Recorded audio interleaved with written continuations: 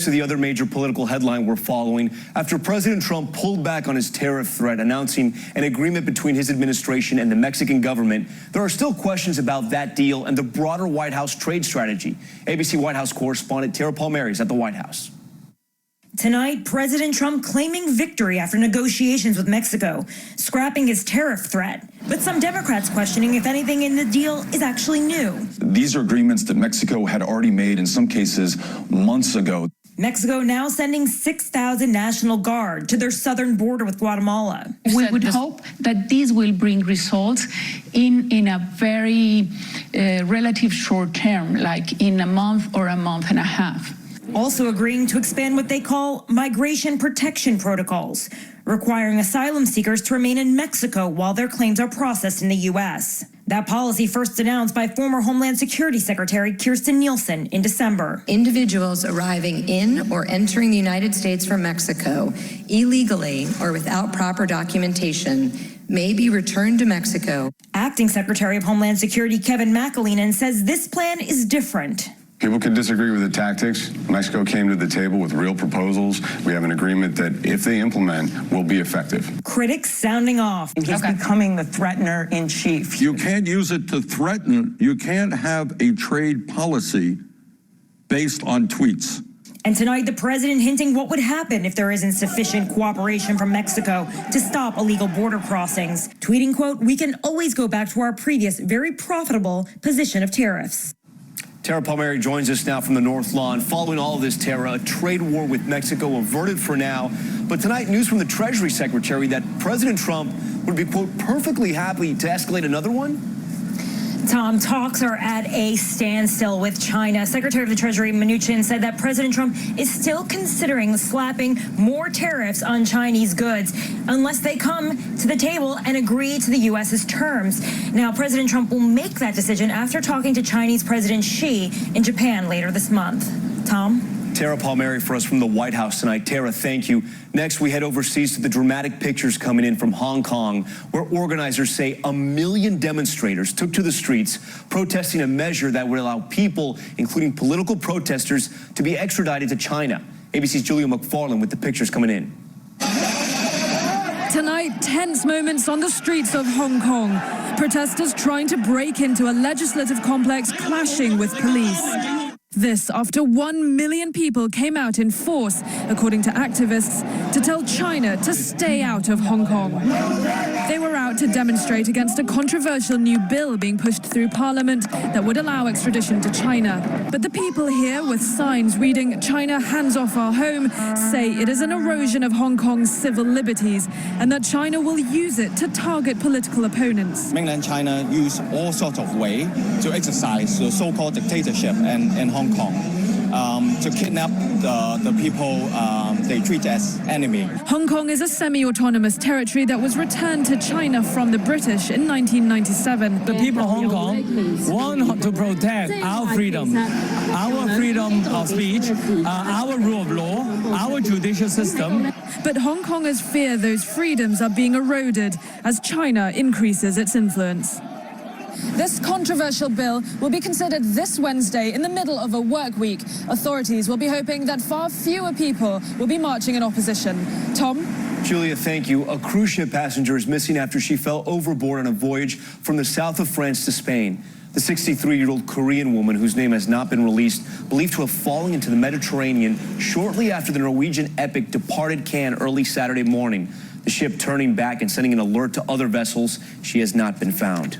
We move on now to new details tonight in that scare at the Pride Parade in the nation's capital. Hundreds of people scrambling for safety after a report of a man with a gun, then rumors about gunshots heard. Those rumors turned out to be false, but several were injured in the scare, and tonight that man with a gun is under arrest. Here's ABC's Lana Zach. Tonight, police are investigating the sounds that threw the Capitol Pride Parade into chaos. What did you hear? The crowd running, toppling police barricades, word spreading that there may be a man with a gun in the crowd. And then a half a second later was when that loud boom happened. And so that's when everybody, when you guys were running up, that's when everybody just took off like crazy. In the confusion, several were injured, including at least one child. His mom was trying to pick him up off the ground as people are stepping on him.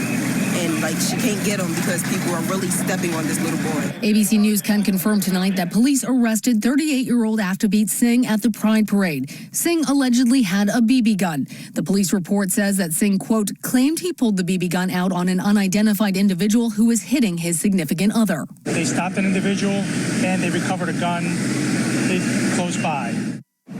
Police say there's no evidence that shots were actually fired here in Washington, though Singh has now been charged with 4 counts, including possession of a dangerous weapon and disorderly conduct. Tom. Lana, thank you. And in Maryland tonight, close to 100 people injured after a deck collapse at a house party.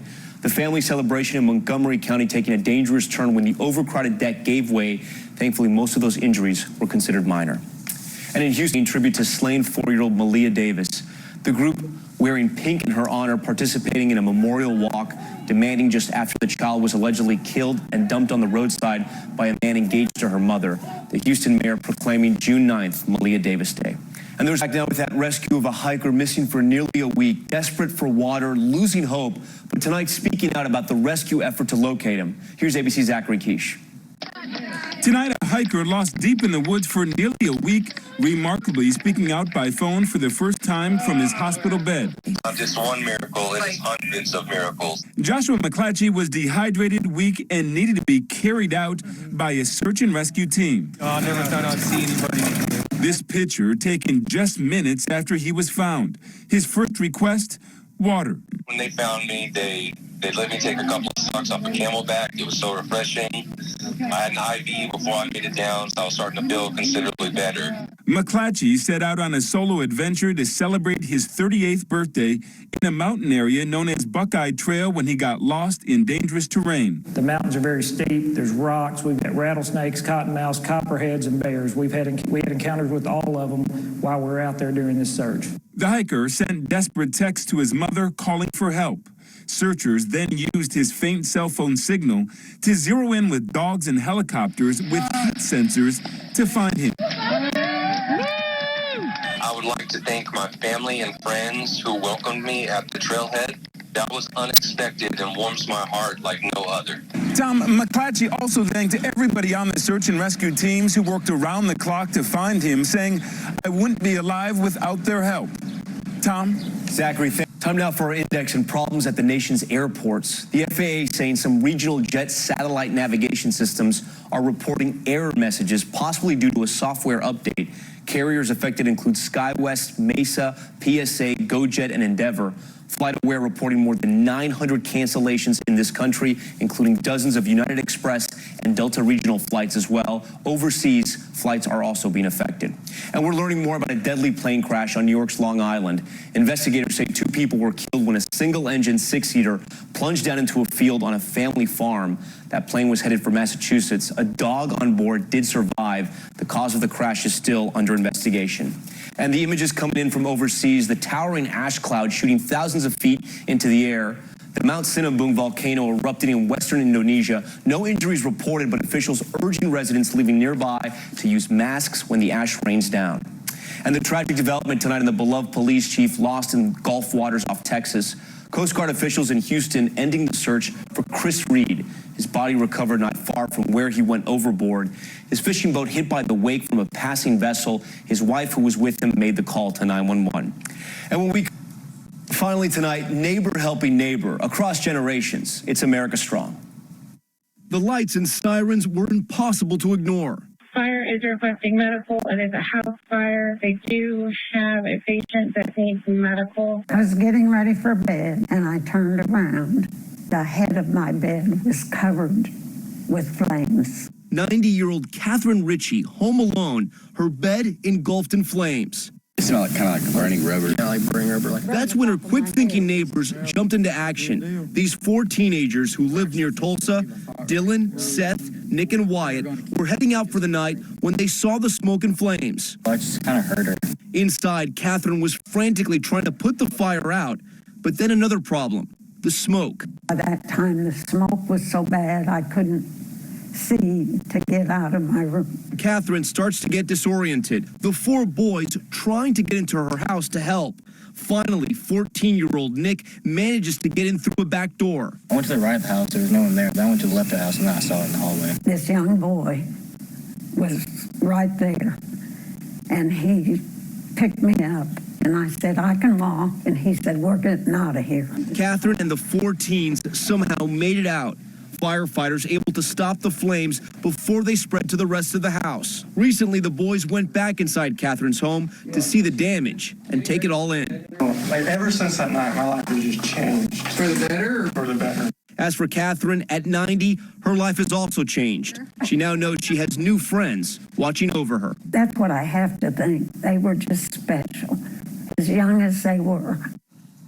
Some brave young men. Our thanks to Catherine and her new friends. And we thank you for watching. I'm Tom Yamas in New York. GMA first thing in the morning. David Muir is right back here tomorrow night. Have a great evening. Good night.